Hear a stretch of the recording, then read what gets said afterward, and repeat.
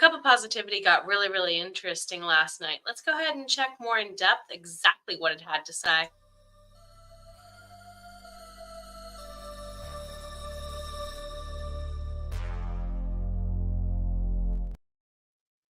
Hey there, everybody. Welcome on back. My name is Jenna O'Malley, your soul writer, coach, editor, and more. If you're facing life's traumas and it is just getting you off pace from doing things in your time with your writerly business, do reach out. I have openings coming up here for one-on-one coaching, courses, and more. So last night on my other channel during sprints, we pulled Stop Hating Yourself for Everything You Aren't and Start Loving Yourself for Everything You Already Are. Yeah. I got a hard look at that today. I got a really hard look at that today. I mean, seriously. What are the small microtransactions we do against ourselves to hate ourselves? They are various and many. Oh boy. I have been trying to leave my position connected to being an educator. Most of the people who follow me, you're a teacher in some way, you'll understand this. I no longer feel held to a job that doesn't want to keep me. Does that make sense? I feel like sometimes we stay stuck in careers on repeat by choice. I'm not behind anybody else in their journey. So to my friends who are trying to be very, very kind and coach me through this, I need to vent. I don't need to be coached by anybody by myself, right? That's where this quote really got me. It's like, I'm coaching myself first. Always. That's a form of loving myself. Always. And I've gotten really, really good in the last, I would even say venture to say since 2020 at doing that. Where did it start? Where do all of us start? We have to understand that as foreign as the concept has been pitched to us otherwise, self-love's where we got to start. Jess, hello, you know this. Hello, cool gamer, good to see you. If we don't start with a sense of self-love about it, what are you even doing then? What kind of autopilot are you on? This is literally what I asked myself when we moved here. Because I used to love doing what I did in the classroom, but that season is over. So I'm self-aware of ways that I can take what's positive about me and use it to help somebody else, right? That's why I decided to make this business. What are you doing to be continually self-aware and stay off autopilot then? So you don't get into habitual routines that are, this is just life, and you're hating on yourself without intending to, for the benefit usually of others and little gain for the self. What kind of affirmations are you doing? And I'm not just talking I am statements. If you do your research, I have a journal around here for it. If you do your research, there's one related to each of the 7 chakra systems of the body that travels from the butt to the brain, the spine, right? So you want to realign your chakras real quick. There's an exercise either on this channel or on my other channel where we go through those. I am, I believe, I feel, I love, I see, I understand. Those are just an example of a couple of them statements. So how are you being self-aware? And not only how are you being on autopilot mean to yourself, but mean to others? I love comparing it to being too close or closer to the dolphin tank than you realized. You're going to get splashed. That splash goes further than you realize. You're probably harming yourself most in the focus of the nozzle spray, but who is getting the peripheral splashing? It's healthy to be holding your frame for your own sake so that way other people don't feel it. So yeah, let your friends know. I just need to vent. Let your family know. I just need to vent. I don't need you to fix me. Because the only person who's going to fix me is me. Everybody else, coaches included, we can lead you to water, and I'm more than happy to help you do that. What are you doing to be self-aware for the sake of everybody? To reinforce for yourself that number one for you, you're worth it. before you don't need to look out to others for validation unless you're on autopilot. So what are some self-compassion things you're doing? I'm not just talking to the physical form. What's the content you're even consuming on the routine?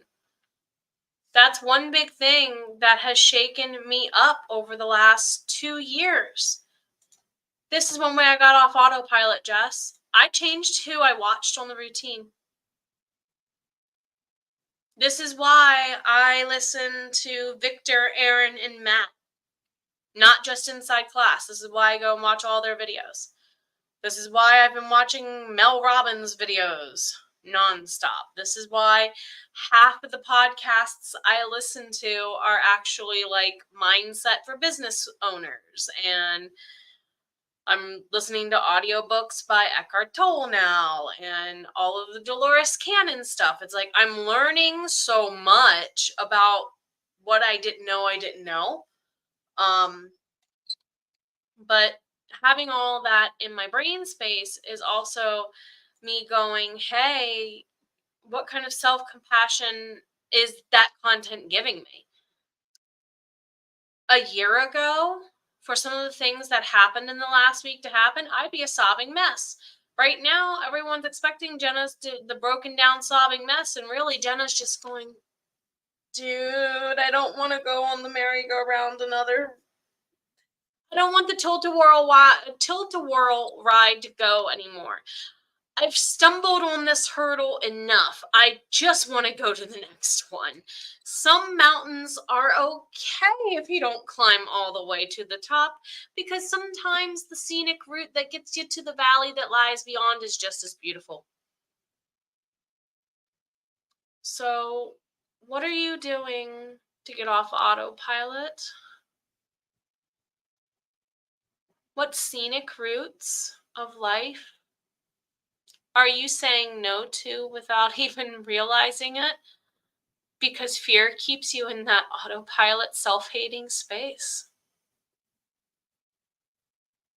This is why I journal multiple times a day. This is why I meditate multiple times a day now. This is why I work out multiple times a day in small spurts. Because those little moments of pause, even though I'm physically moving, it pauses my brain, it pauses my heart. I have the opportunity to remind myself it's okay to love myself in the tiny ways. It also relates back to, even in a romantic sense, that old adage from romance novels of love is subtle. Love is in the subtleties. It's very true, even with the self-care. Some of you are like, wait a minute, weren't her nails done recently? Yeah, I literally had an anxiety breakdown yesterday during work hours, and I have it. I broke myself up years ago, came back, and I eventually, instead of biting my teeth off and breaking them, found and ruined 2 pairs of old toenail clippers and crack in half, and they peeled right off. So that was a very unkind way to do it, because it hurt. But at the same time, I realized that that came from somewhere. I wasn't being self-aware of how, in that moment, that was a self-hating thing, right? So I invite you. What's one thing you love about yourself?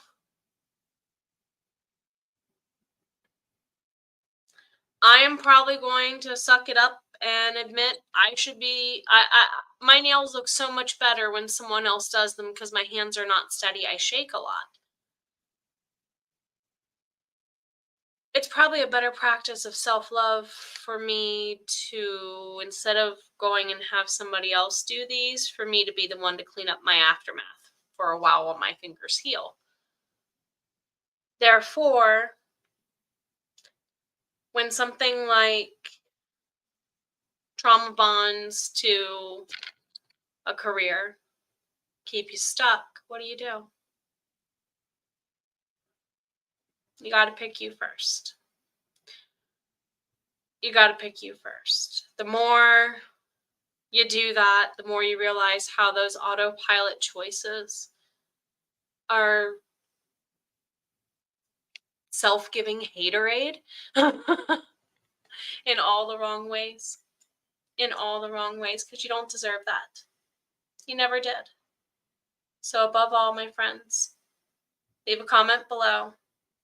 Not only what are you doing to love yourself, how is that going to get you through the dark night when the storm gets raging?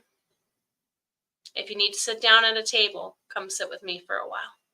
I'm always here to hug you, especially if all you need to do is vent. Because we're the heroes in our own stories for a reason. That's why we throw cards, tarot cards, here on Thursday nights. So tomorrow night, we'll be here for some tarot. Above all, if you know someone who needed to hear this message today, give them a hug. Send it their way. Take care of yourself. You've been worth it from the beginning.